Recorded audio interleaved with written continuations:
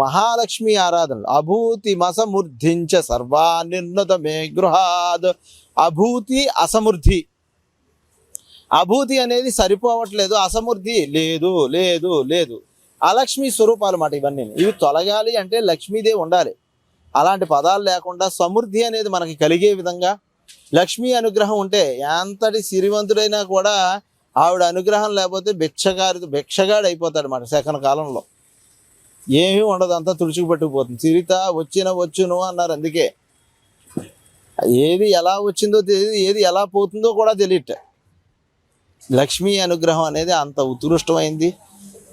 లక్ష్మీ అనుగ్రహం అనుష్ఠానం అనేది చాలా ఉగ్రమైంది అని కూడా మనం చెప్పాలి. ఎందుకంటే ఇప్పుడు కలియుగంలో పూర్వకాలంలో డబ్బు మీద పరిగెట్టేవారు కాదు, డబ్బు కోసం పరిగెట్టేవారు కాదు, డబ్బు కూడా పరిగెట్టేవారు కాదు.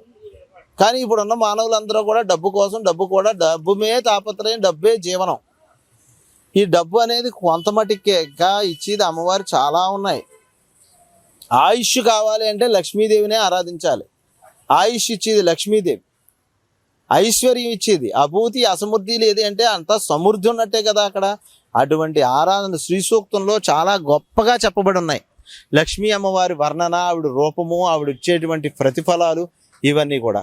అందుచేత ఇక్కడ 5 రోజుల పాటు మహాలక్ష్మి యాగం, 5 రోజుల పాటు శ్రీ సూక్త విధానంగా తామర పువ్వులతో భక్తులు స్వయంగా ఆచరించి చేసుకునే విధంగా వాళ్ళందరికీ కూడా లక్ష్మీ అనుగ్రహం కలగాలి అనే ఉద్దేశంతో ఈ మహాలక్ష్మి అనుష్ఠానం అనేది ఇక్కడ 5 రోజుల పాటు చేయడం అవుతుంది.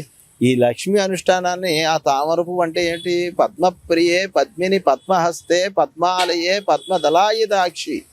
పద్మప్రియే, పద్మంలోని అన్ని లక్ష్మీదేవి చేతిలో ఉండేటువంటి పద్మములు అంటే ఇష్టం ఆవిడికి.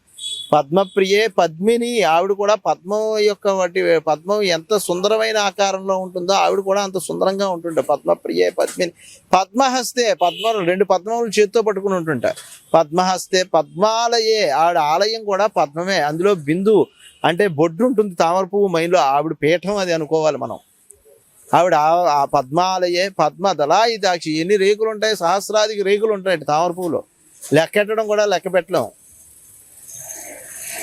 విశ్వప్రియే, మొత్తం విశ్వాన్ని అంతటికీ కూడా ఆవిడ అత్యంత ప్రీతికరమైనటువంటి విష్ణు భార్య.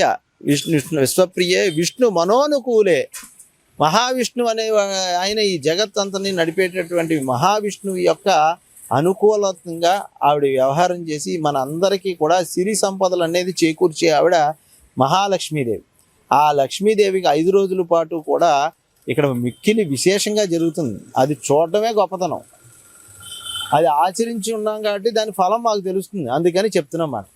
దాన్ని దర్శించుకోవడం, లక్ష్మీ అనుగ్రహం అందరూ పొందడం అనేది లక్ష్మీ ఆరాధన విశిష్టత.